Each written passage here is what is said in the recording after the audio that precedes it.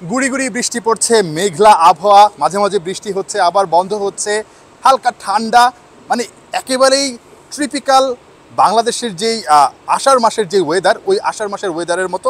এবং এই ওয়েদারে আসলে খিচুড়ি এবং ইলিশ মাছ অথবা গরুর মাংস ভুনা খেতে কিন্তু মন্দ হয় না। বাংলাদেশ টিম প্র্যাকটিস করেনি, জানি না টিম হোটেলে হয়তোবা তারা এই ধরনের একটা বিনোদনেই ব্যস্ত আছে।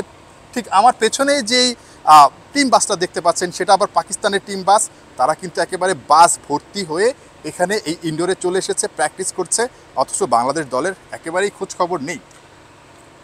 বাংলাদেশ টিম আসলে কি করছে আমরা সেটা জানি না। প্রথমত আমরা সেটা জানি না কারণ ডালাসে বাংলাদেশ দল দুদিন হয়ে গেছে এসছে, কিন্তু দুদিনের একদিনও বাংলাদেশ দল আসলে অনুশীলন করেনি। এবং আজকে তো বৈরী আবহাওয়া, বৃষ্টি হচ্ছে, এই কারণে আমরা পাকিস্তান টিমকে দেখলাম যে ইনডোরে চলে এসছে এবং ইনডোরে ফুল টিম আসলে এখানে এবং মূল মাঠে কিন্তু আরেকটু ইনফরমেশন দিই, মূল মাঠে কিন্তু কয়েকজন ক্রিকেটার, পাকিস্তানের ক্রিকেটার শাহিন শাহ আফ্রিদিরা ফিল্ডিং প্র্যাকটিসও করেছে যতটুকু সময় পেয়েছে। রাইট, এক্স্যাক্টলি সেটা তারা করেছে, কিন্তু বাংলাদেশ টিম আসলে প্র্যাকটিসটা করেনি। এখন ব্যাপারটা হচ্ছে যে কি কারণে করেনি সেটার ব্যাখ্যা টিম ম্যানেজমেন্ট দিতে পারে, আমরা আসলে ঠিক জানি না। একটা ব্যাপার হতে পারে যে ভ্রমণ ক্লান্তি এবং মানসিক অবসাদ, কারণ একটা টিম যখন হারার ভেতরে থাকে তখন মানসিক অবসাদে থাকতে পারে, সে কারণে হয়তো বা অপশনাল প্র্যাকটিস সেশন রাখা হয়েছে। বাট অপশনাল প্র্যাকটিস সেশনে আমরা কাউকে আসলে দেখিনি। যেটা অবাক লাগে, যেটা অবাক করার মতো ব্যাপার, ধরেন যে সিনিয়র ক্রিকেটাররা তারা অপশনাল প্র্যাকটিস সেশনে অনেক ক্ষেত্রে নাও আসতে পারে বা অনেক ক্ষেত্রে আসে না, কিন্তু জুনিয়র ক্রিকেটার যারা তারা আসলে অপশনাল প্র্যাকটিস সেশনগুলো অ্যাটেন্ড করে, সাধারণত তাদের ভেতরে ওই ক্ষুধাটা আসলে দেখা যায়। এমন তো না যে বাংলাদেশ টিমের আসলে খুব ফর্মে রয়েছে এরকম প্লেয়ার আসলে আছে, এবং সবারই টুকটাক নানা রকমের প্রবলেমগুলো দৃশ্যমান হয়েছে যুক্তরাষ্ট্রে খেলতে এসে, সেটা আমরা দেখছি।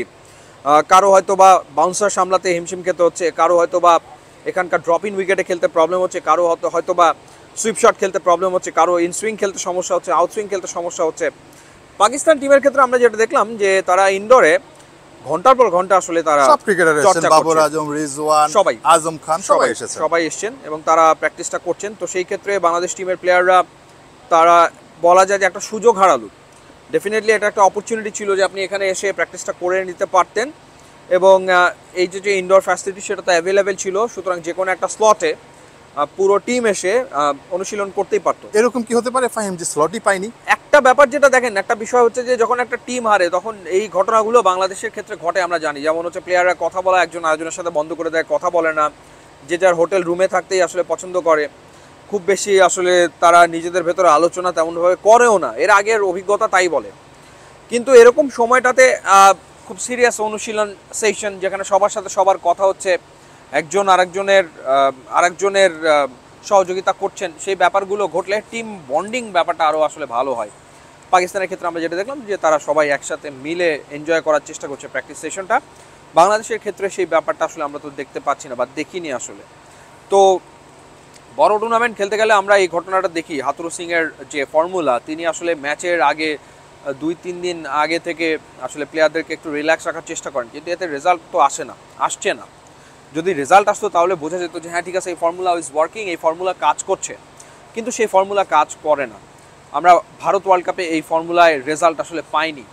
তো সেই জায়গাটাতে আমার মনে হয় যে অনুশীলনের সুযোগ থাকলে সেই সুযোগে সদ্ব্যবহার করা উচিত। এবং ওই যে practice makes a man perfect একটা কথাই তো আছে আসলে, সেই প্র্যাকটিসটা আসলে বেশি বেশি করা দরকার যখন কিনা আপনি অফ ফর্মে, যখন কিনা আসলে আপনি ছন্দে নেই। কিন্তু সেটা বাংলাদেশ টিমের আমরা দেখছি না।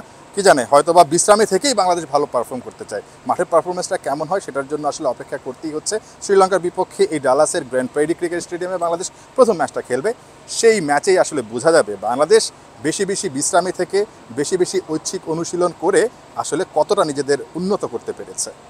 নাহিয়ান বিন জসিম, একাত্তর, ডালাস, যুক্তরাষ্ট্র।